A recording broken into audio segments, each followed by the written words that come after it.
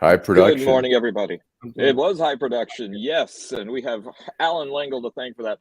Good morning, everybody, and welcome to another episode of The Week That Was. I'm Saeed Khan, joined by a host of experts to go ahead and take a look at what's been happening over the last 7 days, locally, statewide, nationally, and even globally today. But before we go to that, let's hear from a word from our sponsor. I'm Wayne County Treasurer Eric Sabri. There are payment plans available to help save your property. Visit our website at treasurer.waynecounty.com or email us at taxinfo@waynecounty.com for further information. We're here to help.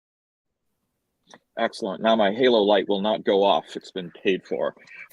So who do we have with us today? Let's go down and I guess around the horn now that it's spring training session. We are joined with host of the new podcast, Detroit in Black and White, Adolph Mongo. We have a pair of attorneys today. We have Tiffany Ellis and we have Todd Perkins. And we have, I believe, new to this week, or the week that was, we have former WXYZ reporter Jim Kiertzner. And of course, we have co-founder of Deadline Detroit, Allan Lengel. For those of you who are wondering, where's Nancy Derringer? She's not here today.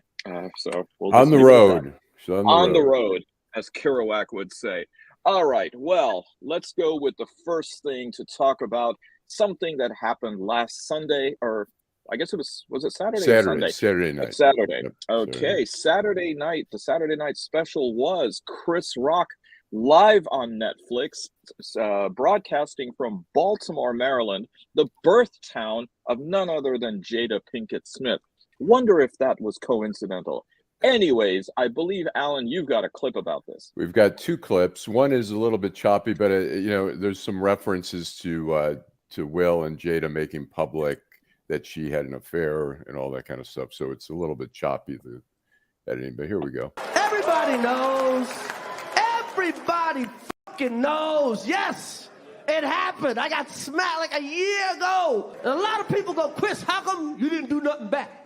How come you didn't do nothing back that night? Because I got parents. That's why. Because I was raised. It's like, hey, I was sucking somebody else's dick. How did that make you feel? Why the f*** would you do that? She hurt him way more than he hurt me, okay? Okay? Everybody. Everybody. And who's he hit? Me. A he knows he could beat. That is some bitch ass shit. Okay? I got parents. And you know what my parents taught me? Don't fight in front of white people. The rumors about Will Smith. All right, and there's one more quickie here. Up for Run DMC at the Nassau Coliseum. These niggas made brand new funk. I love this nigga. He made some great movies. I have rooted for Will Smith my whole life. I root for this motherfucker, okay? And now I watch Emancipation just to see him get whooped. Got me rooting for Massa, okay? Hit him again, Massa! Hit him again! Well, of course, this is now Oscar Night Eve. This Sunday evening is going to be the Academy Awards, and almost exactly 1 year ago, we have the infamous incident where Will Smith apparently offended at a joke that Chris Rock made, seemingly at the expense of Will Smith's wife, Jada Pinkett Smith, caused Will Smith to get up during the, can anyone remember what exactly was the award that was being presented? It was Best Documentary, actually, and I think Questlove won from The Roots. And Will Smith, first of all, gets up there, slaps Chris Rock right across the face, and then says something to the effect of, "Do not use my wife's name coming out of your mouth." That is paraphrasing, of course, for all you kids out there. What to make then about Chris Rock's, first of all, his special? This was, I believe, the first real public addressing of the incident itself. What would you rate it? I don't know what people getting upset for, because I've seen comedy shows that talk, oh man, much worse than what Chris Rock is saying. He's a comedian, and he knows how to push the buttons. And you know, I'm just thinking back of some of the comedians that's no longer with us. They couldn't even get up on the stage these days because people are so uptight. You can't make a joke. You know when it's a joke and when it's an insult. Now, we know the difference. Chris Rock was telling jokes, and I didn't listen. He got slapped. He got his ass kicked on in front of the world. So he's joking about it now. Right? Payback is a mug. I'm quite frankly surprised we haven't heard anything about it until now. The fact that it's gone an entire year is surprising to me. I mean, the fact that it's 2 days before the Oscars is not. I mean, Netflix is not dumb when they put like their timing on things. Right. Well, I mean, that's a good point, Tiffany. I mean, 1 year in dog time is 7 years. 1 year in social media time is probably what, a millennium? It's really remarkable that it's gone this long. Todd.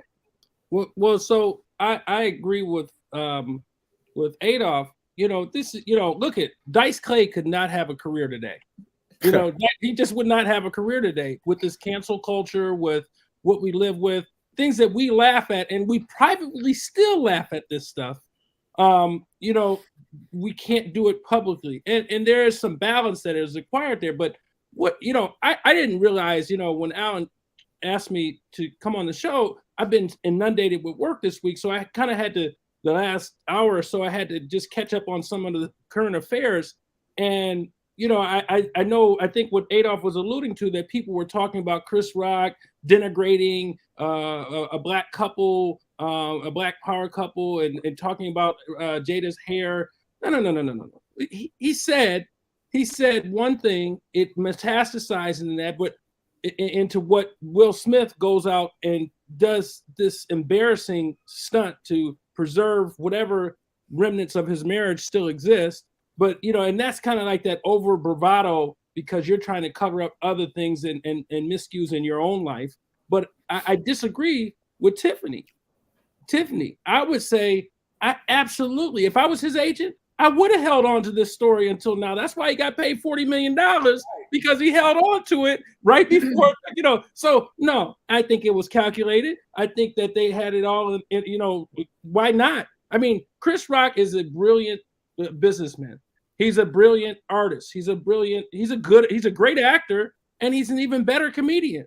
It's funny. These things are some of the things that we go to comedy shows because of all the things that we have during the week that tear us apart and excoriate us from inside. And we go there to allow ourselves to relax, open our collars, and have a laugh about something that we may not talk about at the water cooler. But when we go pay $100 or $200 or $300 to sit down, I want to be entertained. I don't want to have something that's, just some black and white, very staid type of careful comedy. I don't want that.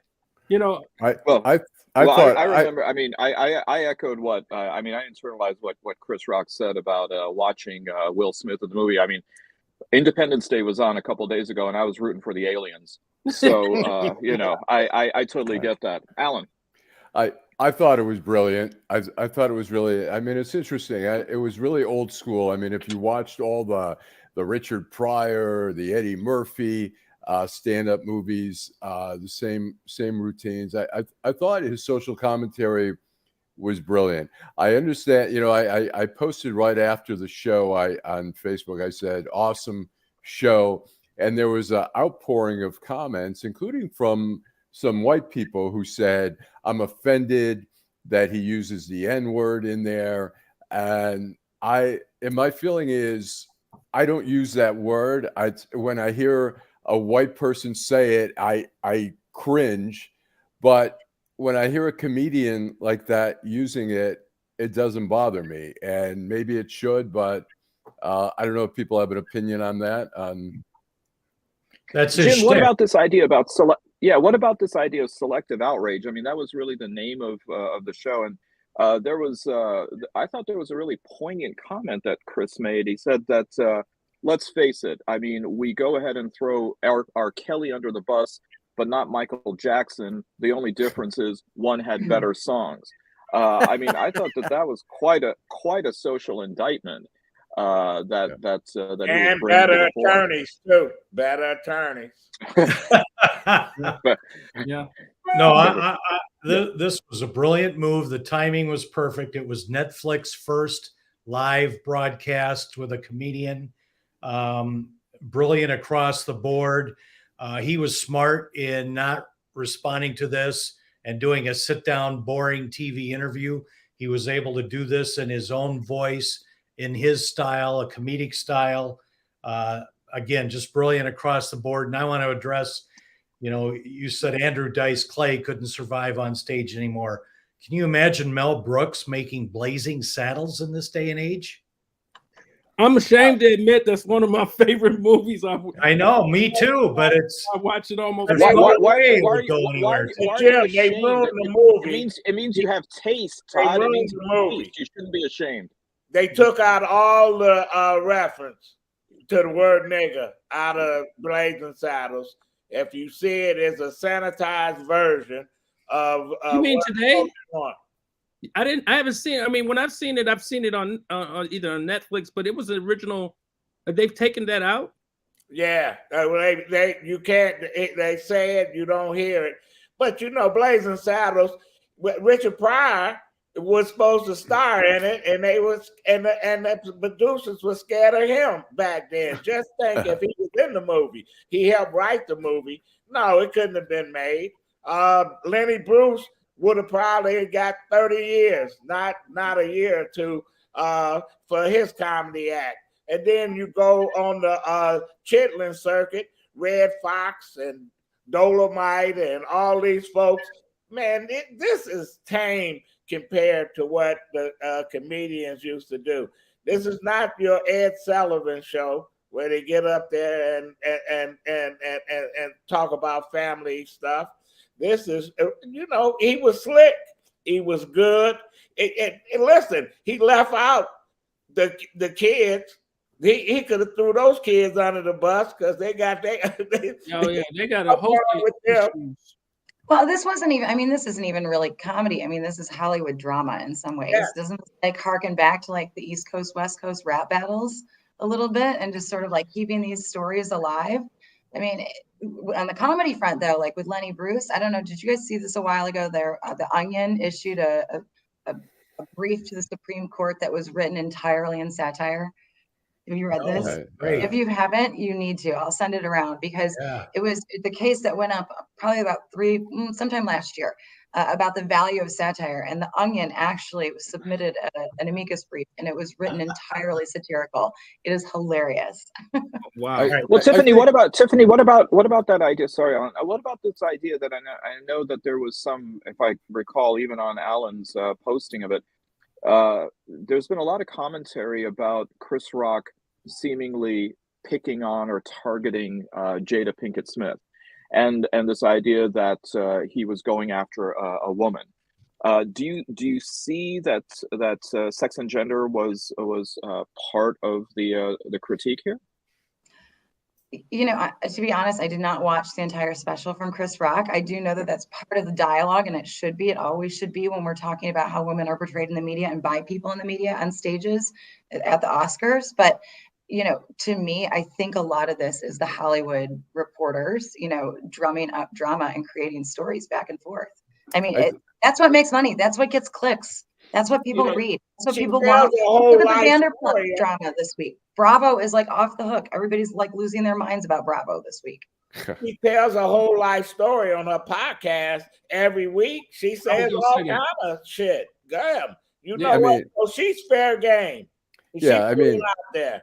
His reference. You crying because Chris Rock is beating you up, or you Meghan Markle, you crying because South Park making fun of you and the Duke of Earl.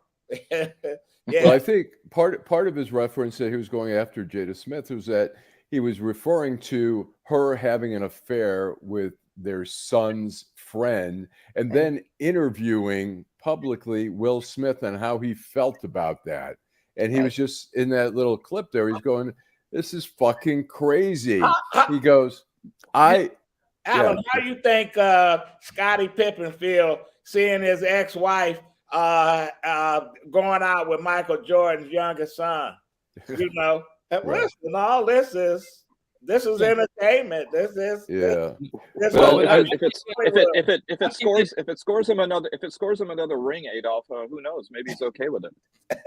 Can I ask a question? One last. Oh, sorry. Go ahead, Jim. No, you ladies first. Then I want to ask a question of this panel. Well, thank you for that point, actually, because I was going to say if the Jada Pinkett Smith situation was gender reversed, would we be talking about it in a different way?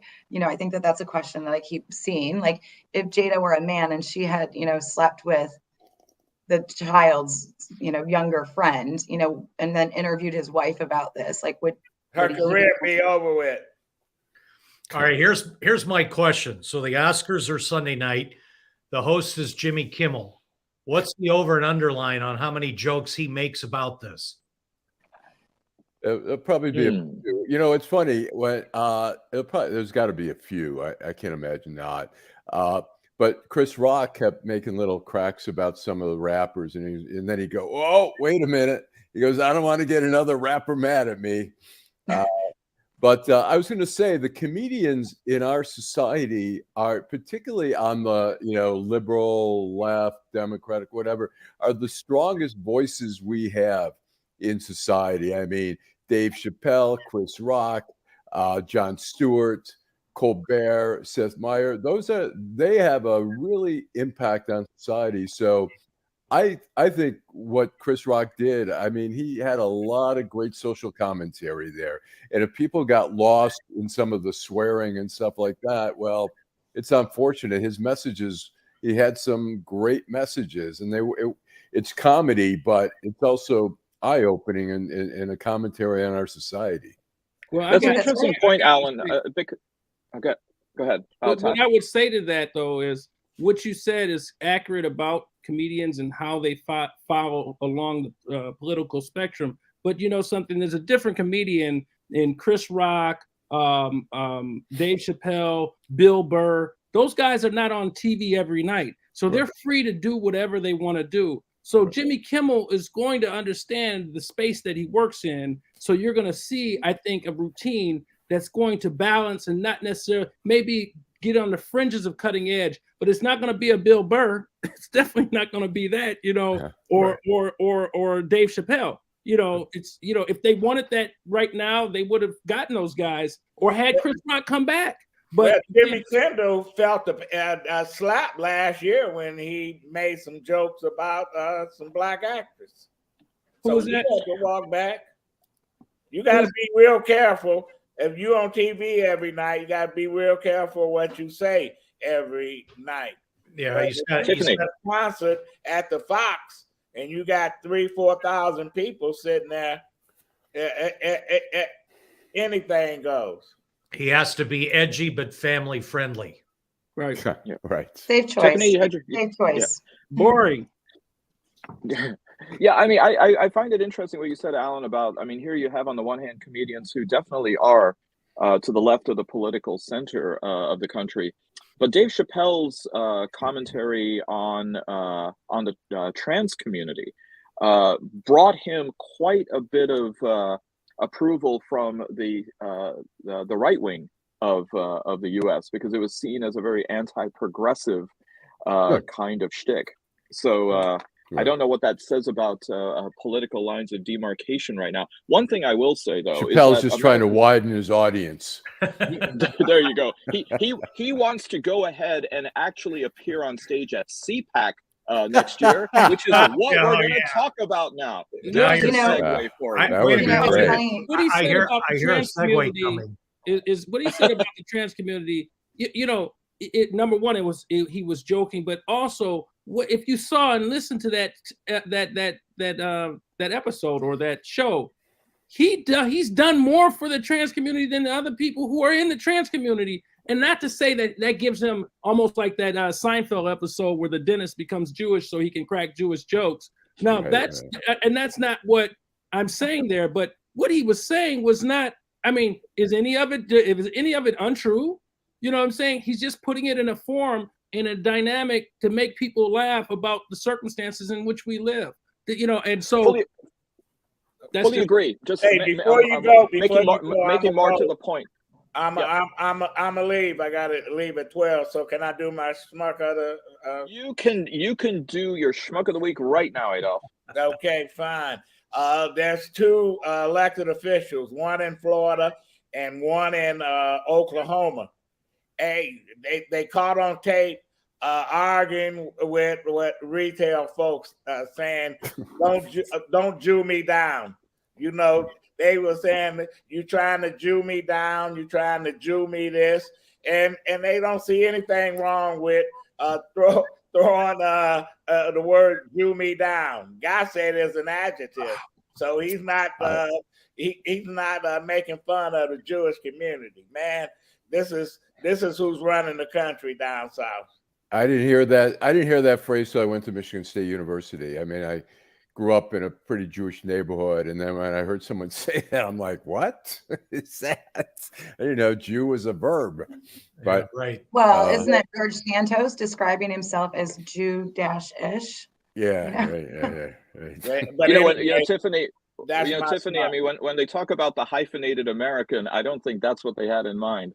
I think so. All right. Well, Adolph, thank you so much for joining us. Have yourself a great weekend. Right, thanks, and don't Adolph. forget, people, tune into his podcast, Detroit in Black and White, on Saturday mornings. 10 a.m.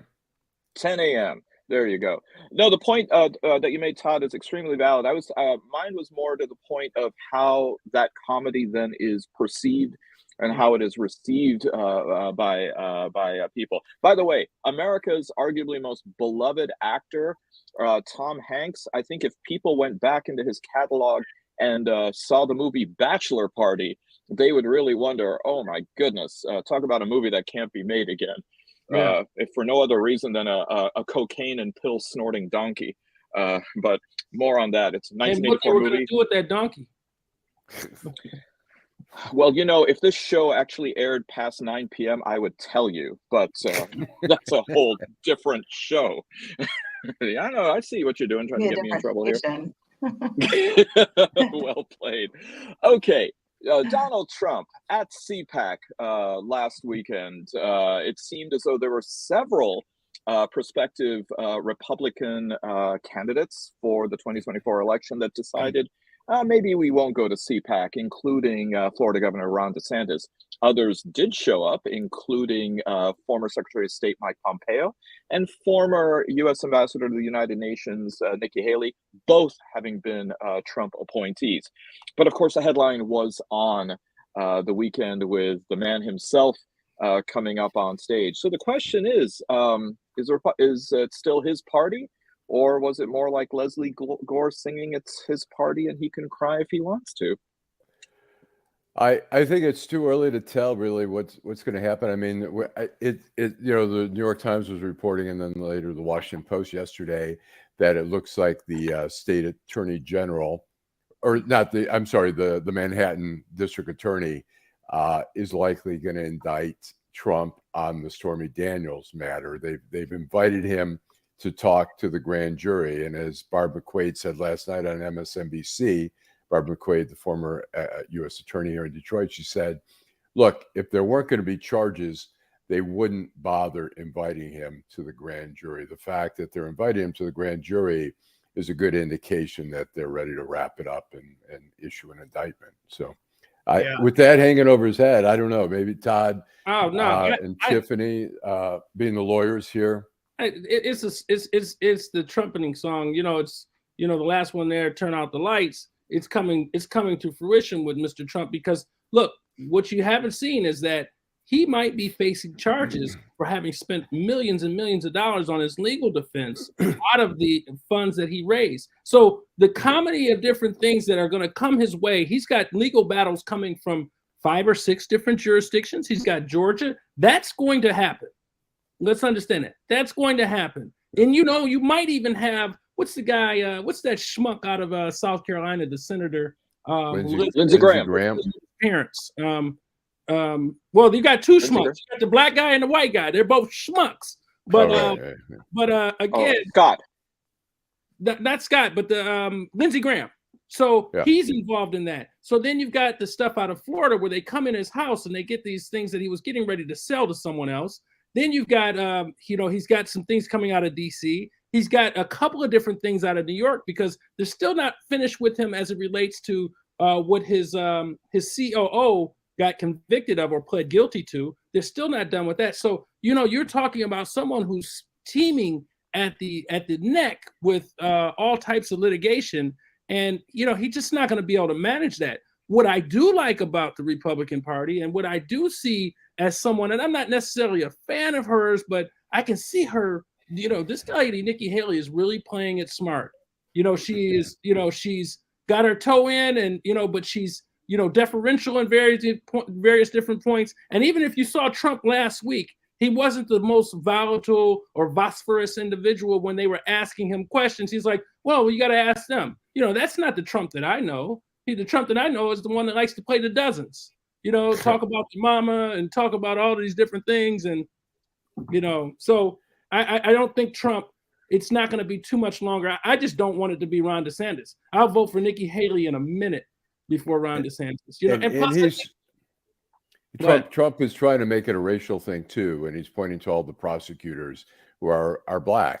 The Manhattan DA, the state attorney general of New York, the Fulton County prosecutor are all black, and he's trying to say this is a whole racist conspiracy to get. Oh, you mean because he didn't appoint anybody black as judges when he was there? Maybe right. 3 or 4 people, and then he's thinking about and all the racial charging that he did, the racial gaslighting that he did down in Virginia. Right.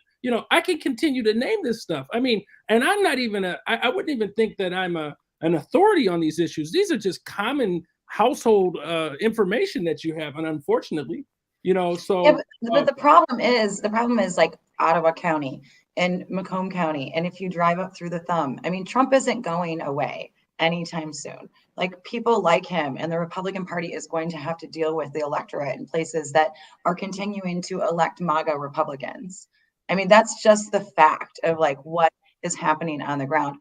Sure, he was the only one at CPAC, the big national Republican party. But I don't think that that's necessarily an indication of how the party's going to have to deal with this in upcoming elections. If you talk to any Republicans in this state, there are 2 Republican parties right now. There are the traditional Republicans, the if you will, the foundation Republicans, the ones who've been Republicans for decades. And then there are the Trump so-called grassroots Republicans.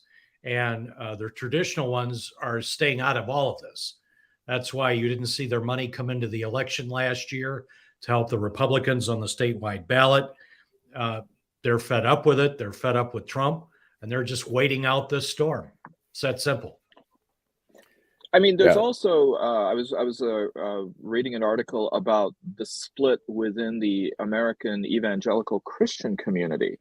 One that in 2016 seemed to go pretty heavily for Trump. Now it seems as though there is, for many, a buyer's remorse, and the idea that they want to dissociate themselves from that rather throaty Christian nationalism. Does that mean then, I mean, as you're saying, Jim, that there is a chance that some Republicans will either just stay home in 2024 or really assert themselves more by bringing in an alternative to Trump for the nomination? Well, they're hoping that Trump shoots himself in the foot, and if these criminal cases come to fruition, especially the one in New York that's on the forefront right now, they're hoping that takes him out, and then they can get back to having Republican politics the way they're used to, because there's Trump and there's everybody else.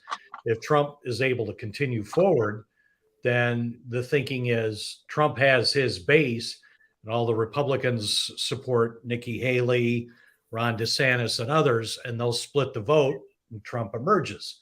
But how strong will Trump be? Will he survive the next year and a half?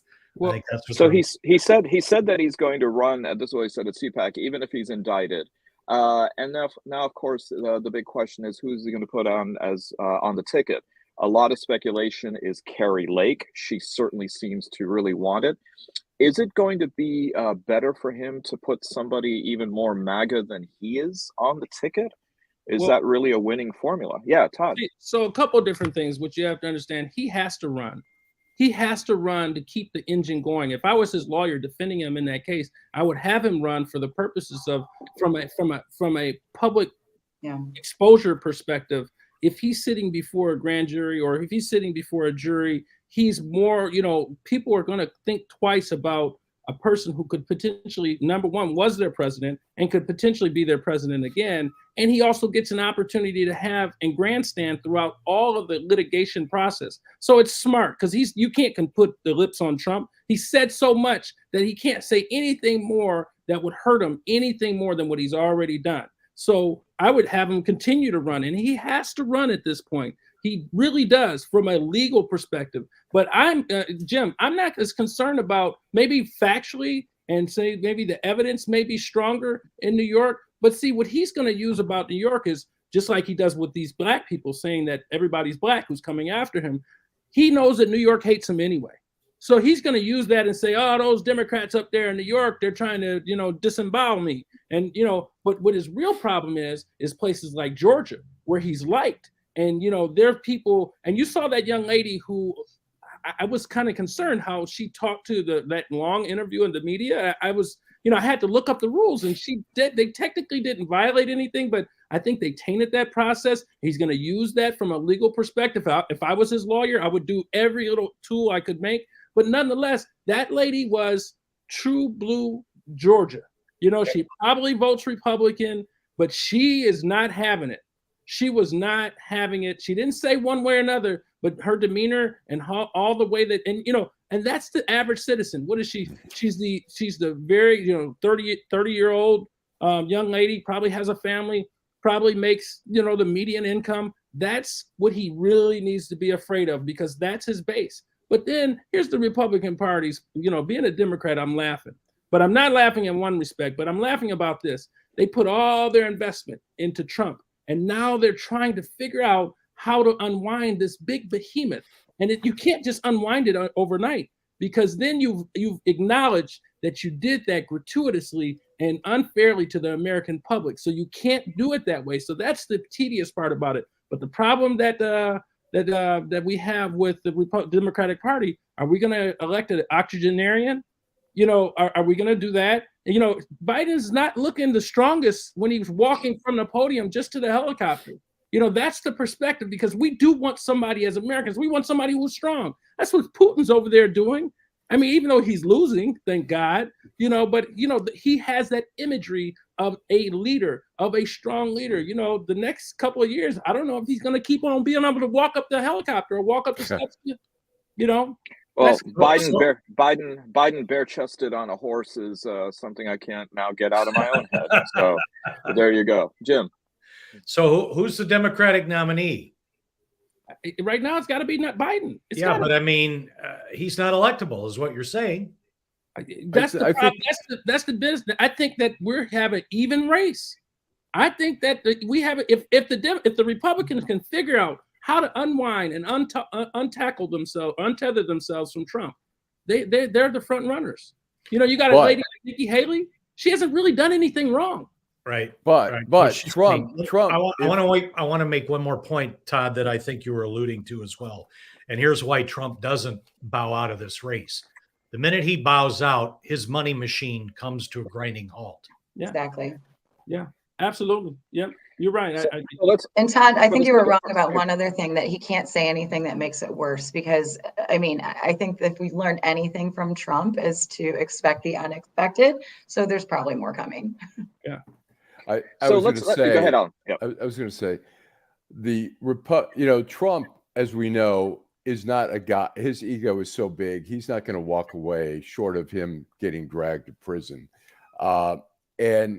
When the debate starts and they get as nasty as we expect them to be, and his ego will be so damaged, I could see him running as an independent. If he runs as an independent, if somebody else gets a nomination, the Republicans don't have a shot.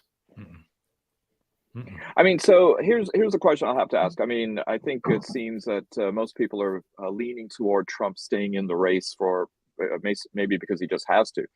But if he does decide to bow out, is it going to be because A, his lawyer advised him, or B, his doctor advised him to bow out? Neither. Which He lawyer? won't. He's fired all of them. Yep. It'll only be if he goes to prison, if he That's gets a right. prison sentence or I something. agree. I mean, he will not listen to anybody. He's if you've listened to his lawyers in the past, he doesn't listen to their advice. He knows more than everybody. He's a horrible client to have. There's a great would book be out right interesting. now called Servant of the Damned, which is about Jones Day and their long history of serving different companies. But the last few chapters are specifically about their involvement. They're one of our nation's and world's largest law firms, but they really helped bring Donald Trump to power. But right from the New Hampshire primary through the end of his presidency, and it's really fascinating to hear how this really well-respected prior to Trump law firm has had to try to disentangle themselves from the mess that he's created. That being said, they also appointed a significant portion of the federal bench with people that were on their list that were diehard Federalist Society folks that will leave a lasting Trump impact for decades and decades. So he did do something in the law. One more reason to throw shade at Cleveland, Ohio, the birthplace of Jones Day. So there you go. Well, closer to home, in the city of Detroit, we also had the State of the City address given, of course, by Mayor Mike Duggan, his 10th one, I believe. What are some of the takeaways? So I guess we could look at this in two different dimensions, given that this is an Olympic off year and people might be feeling a little bit starved for that kind of thing. The technical merit and the artistic impression, because for those who watch the State of the City, it seems like we could make a fair case about how his artistic impression went down. Anyone? I watched most of it. I thought he is good at his presentation. I mean, he is a great cheerleader. He's got all the media stuff, the videos and the graphics and stuff. And when you watch it, if you're not skeptical at all, you go, wow, this is amazing. He's doing amazing things. One thing that bothers me when he starts talking about all the subsidies that come from the downtown, the tax thing, is that, I mean, first of all, the Illiches were given $400 million, whatever, to help build the arena with that in mind, that they were going to develop the area. They haven't done that. They've done parking lots. And he tried to say, well, hey, parking lots are great. He goes, we've gotten $245,000 in taxes from these parking lots. Well, that area still looks pretty run down and depressed.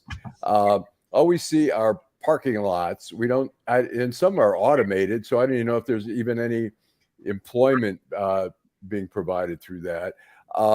And then he said Coleman Young did this and didn't apologize. And yeah, I know that money is supposed to go for development of the business district, but there has to be other people in need as well, not the Stephen Rosses and the Illiches and Dan Gilbert. Those aren't the only people who can develop in the city. And it seems that should be spread out a little bit more. And it's also, now they're asking for $800 million more to develop the district of Detroit, which they were supposed to be developing through the $400 million. I feel like we're getting scammed. No, I'm holding my mouth because I just can't wait to be allowed to talk. But I'll let everybody. Go ahead. Go ahead. For it. No, everyone. Okay, so if I can, I caught that. I'm sorry, I had to walk away. Someone was putting out a little fire in the office, but so Allan's absolutely correct. I mean, how dare you insult us saying that we got $245,000 worth of taxes from these properties, but it's not the taxes that we're looking from the properties. It was not the taxes that we're looking. We do. I'm sure the municipalities are looking for that kind of revenue. But what you're looking to do is employ Detroiters. They have I'm telling you, there is a bombastic amount of things that are happening internally that have not been exposed. if they do come to light. And I don't know with specificity what they are, but I hear the scuttlebutt about the disparity in what goes on, what Allan was alluding to, or really not even alluding to, but saying directly. But you want to impale Coleman Young, who's number one, he's been dead almost 30 years, on the idea or talking about, well, he did this. I mean, does that sound childish or what? Number one, that he did this, but what he also did that I don't see here is that it was a shared, almost to the point that people accused him of being a communist at one point, but he made sure that there was going to be parity and there was going to be some equality in how city services were given out, benefits were given out. I'll give you an example. Coleman Young wanted a black bond counsel. And, he went to some of the larger white firms and they said, well, there's no one who does it. His response to them was, find someone and teach them how to do it.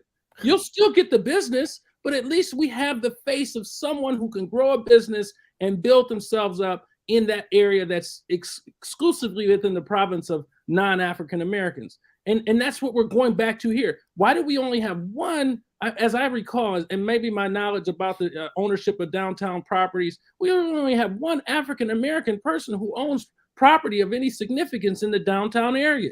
So why don't, so that's where it starts, because we know land is wealth.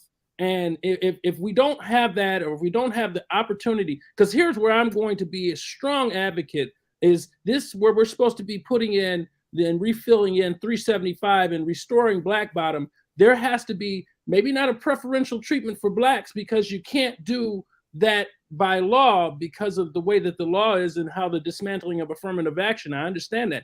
But it can be for people who have indigenous roots and who are indigenous to that area, whose relatives grew up in that area, whose relatives were vacated from that area because of the systematic approach that the United States took in how in urban environments, they made sure that the interstate freeways went through and disrupted and destroyed African-American and minority neighborhoods in most every city. And look at St. Louis, look at these other cities. They did it. And one person could say, from a economic perspective, they could say, well, we did that because the valuation of the properties that we were dismantling and not looking at it and not appreciating it for what the neighborhood that used to exist there. So, that's kind of the thing. So, you don't say that with, there's not even a modicum of credibility in which you say that this is right. But I'm not against necessarily giving the money away. And, I'm not even a Detroiter. So Allan's a Detroiter. So he speaks a little bit louder to me, and his opinion matters more to me than my own. But again, we do need that.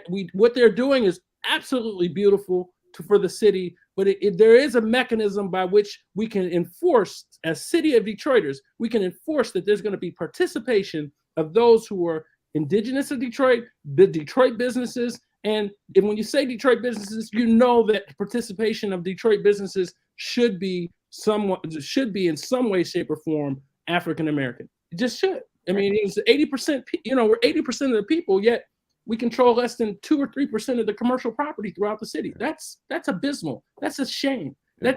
I'm embarrassed. Tiffany's a Detroiter. Let's hear. I am. Sorry, her opinion I'm matters. a Detroiter, and what's that?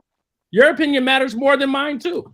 No, look, I think everybody who loves Detroit calls themselves a Detroiter. We're just at a point, thankfully, now where people actually live in the city and proudly call themselves Detroiters. Like when you're on a plane, I'm like, do you actually live in Detroit though? Like, where do you live?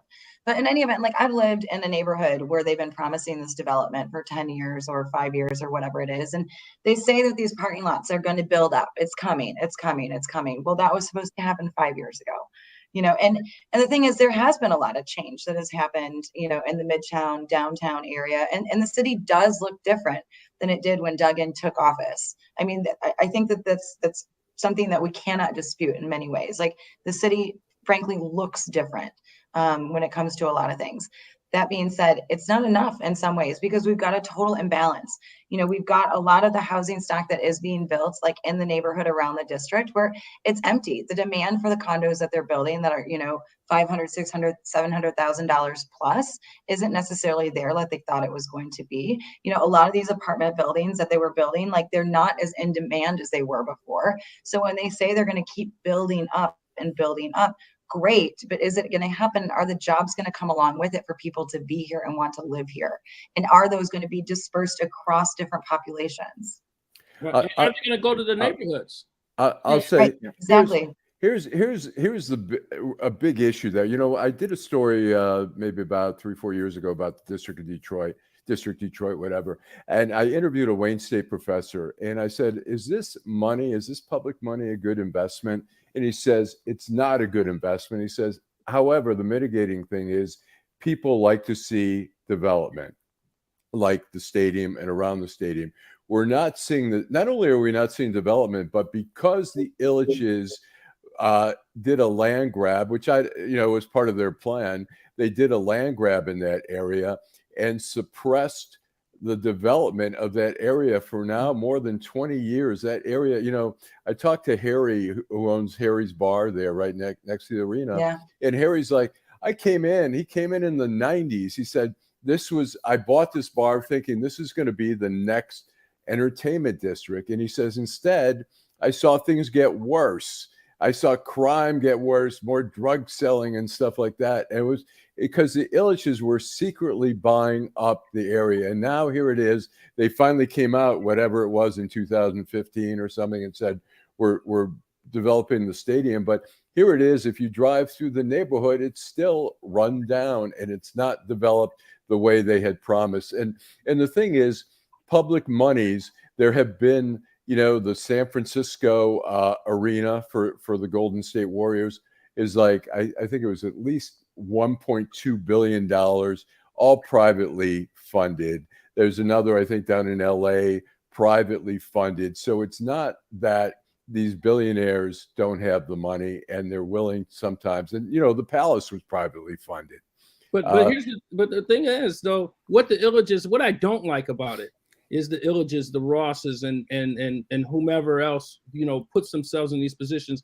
They feel like they've got us hostage. And, you know, the Illiches have made a career and have made an empire off of this type of tax benefit. When they built Tiger Stadium, it was supposed to be different. You know, when they built when Coleman Young was around and they got control of the Fox, they got government money then. You know, so that's part of their business model. Yeah. You know what I'm saying? Yeah, they got the pizza, but they also come to Detroiters for all of the other change that they need. And every time they do something, oh, well, it won't happen then. Okay. And we want these things to happen. And, you know, that's the impasse that we have here. What I think we need to do is import some more billionaires, kind of like the people who have a more altruistic approach on how to finance projects, like those ones who did we just need to import some other people. And improve Little Caesars Pizza. Every time I go to a party and I say, let me try it, I'm always like, why is it this bad? I mean, to me, all pizza's good, so I'll eat it. But it's on the low end of pizza. I think we all should have known since 1999. I think I just had to look this up, like when Hockeytown Cafe was built. And it was a building there for a while, but they opened Hockeytown Cafe in 1999. The fact that they never closed it as Hockeytown, we should have known that the Illiches were like that entire time it was coming. It's just their plan's just taking a little bit longer. You know, this is like a bad relationship. They just keep giving us crumbs and we're just like being strung along in some ways. Like, are they ever really going to commit? Are we ever going to get what they promise? You know, I was at a concert at the Majestic on Sunday night and heard some. Luckily, I got parking right in front of the theater on Woodward. It was amazing. But someone was complaining that down by Little Caesars Arena, $20 on a normal day, and on a game day, they've spent as much as $80 in an Illich lot. So yeah, that money's not coming into the city by a long shot. Well, a couple things I'd like to go ahead and just hit before we go to the Schmuck of the Week.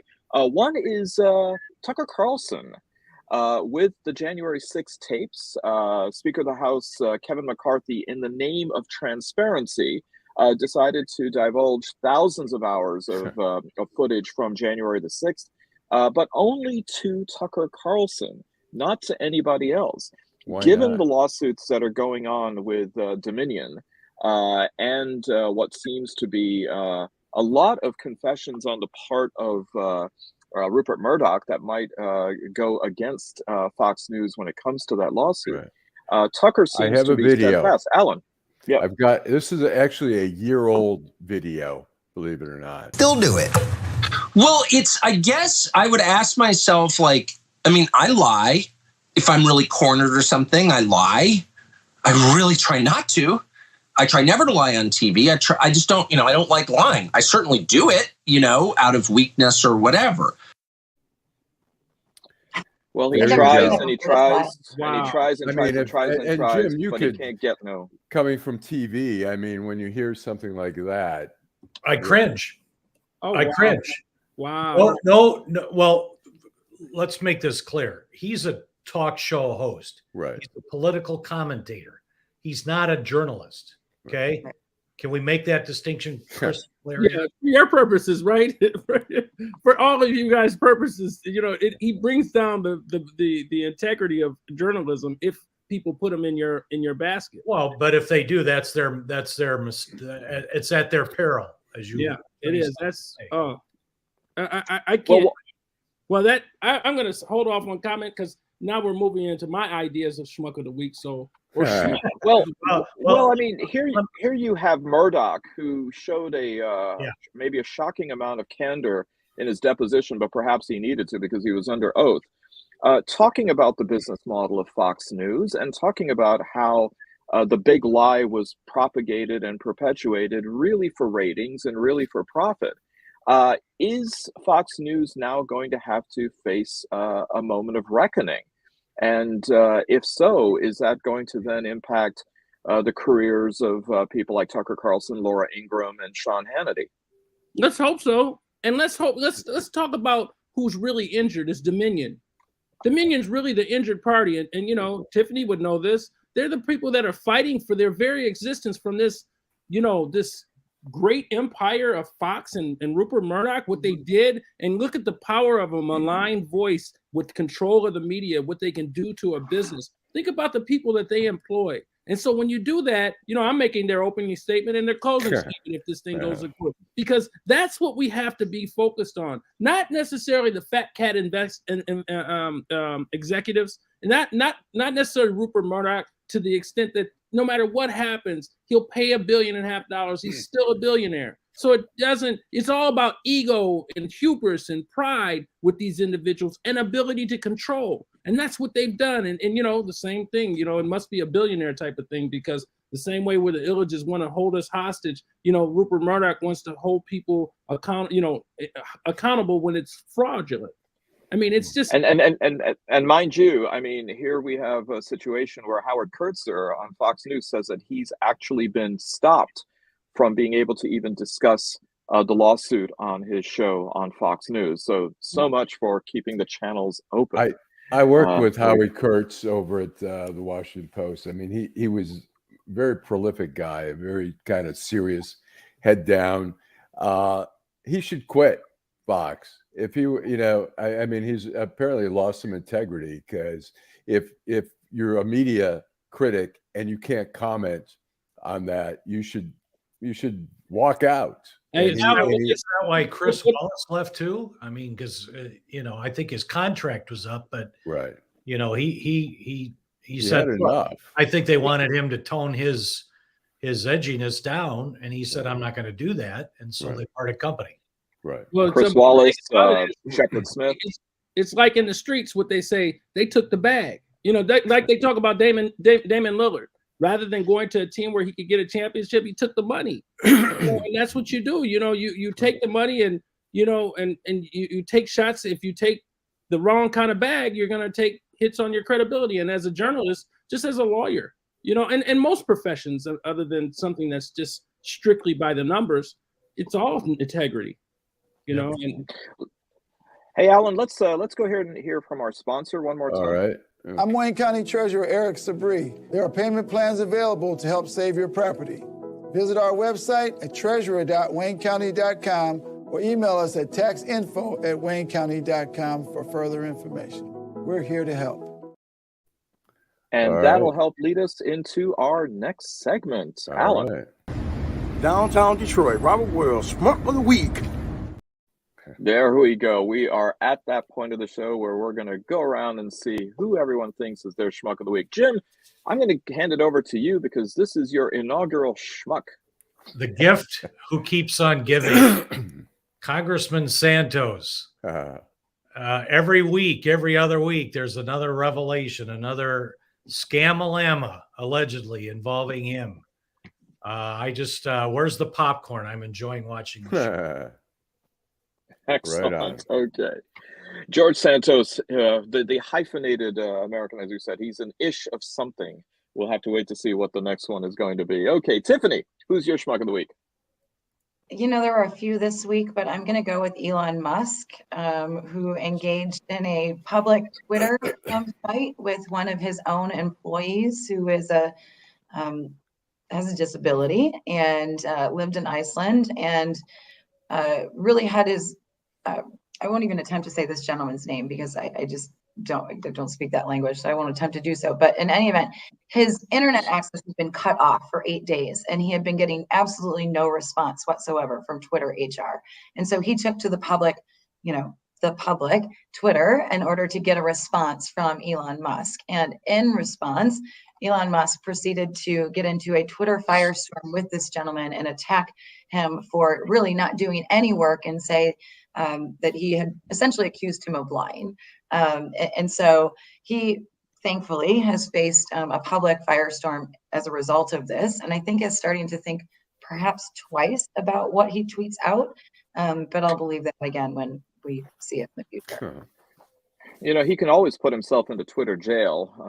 I don't know if he will. But the other big news with, of course, Elon Musk is apparently he wants to make his own utopian city outside That's right. Austin, Texas, Muskville. It kind of reminds me of Lex Luthor in Superman with Christopher Reeve. You know, here you have all of these delusions of grandeur, and Otis has a bunch of rejoinders to that. But you have Costa del Lex, Lutherville, Marina del Lex, and then, of course, Otisburg. So, But can we create a new electoral system to send people there, maybe? Like send Trump to that utopia? well, according to Marjorie Taylor Greene, she's saying that there needs to be a divorce in the United States, and I think Texas might be one of those countries that, or states that goes and becomes its own country or part of something else. Bye-bye. Todd, Bye-bye. Who's your Schmuck of the Week? Well, it's two. Well, it's not just two. It's a group of people, and we were talking about it earlier. And you know, I don't give Rupert Murdoch any credit for, he's one of them, but I don't give him any credit for his candor in a deposition. He's under oath, and he knows he can't afford to risk going to jail at his age, because even if he did a year, I mean, nothing's guaranteed to us, but life is far more precious for him than somebody who's 20 years old. So yeah, his candor is not well received by me. He's just now telling the truth, but he's admitting to what we always believed, and I watch Fox News because I like to see the counterpoint. I watch MSNBC because I want to see, there are some decent journalists and good journalists on Fox News. So I watch them. But you see, as an organization, this is how they've conducted themselves. And so all those sycophants, like all the ones that like I say, took the bag, the Tucker Carlson, who's now admitting, and, he admitted that, look at the Republican regime. It comes out that he hates Trump with the passion, and yet there's no feedback or fighting. That's just what it is. They're hate mongers. So that's what they get. And, hey, chickens come home to roost. Yep. They do. Amen. All right, Amen. Allan. I've got a couple. One is Lauren Boebert, who had just pushed for. She's just recently announced that she wants to get rid of comprehensive sex education in public schools, and then days later, she announced that my 17-year-old son Tyler is about to be a father, and I'm going to be a grandmother And here's I read this, and it probably came from her when it says, when I approached him and told him, Tyler, I'm going to be a 36-year-old grandmother. He said, well, didn't you make Granny a 36-year-old granny? And she said, yes, I did. To which Tyler said, well, then it's hereditary. But anyway, so Mazel Tov on being a granny, 36-year-old. And the other one is Rick Snyder, who wrote a column yesterday in the Detroit News talking about the evils of, getting rid of the right to work state. And it's such bullshit. First of all, he brags that he signed it into law. He was pressured into it, and he did it really with the thought that maybe he'd end up on the ticket, like as a VP or something. First of all, we haven't seen since 2012. We haven't seen a rush of Toyota, Honda, Mercedes building plants here in Michigan. Whoa! And there's a misunderstanding. I mean, because a company comes here, they don't have to be union. That's up to the workers.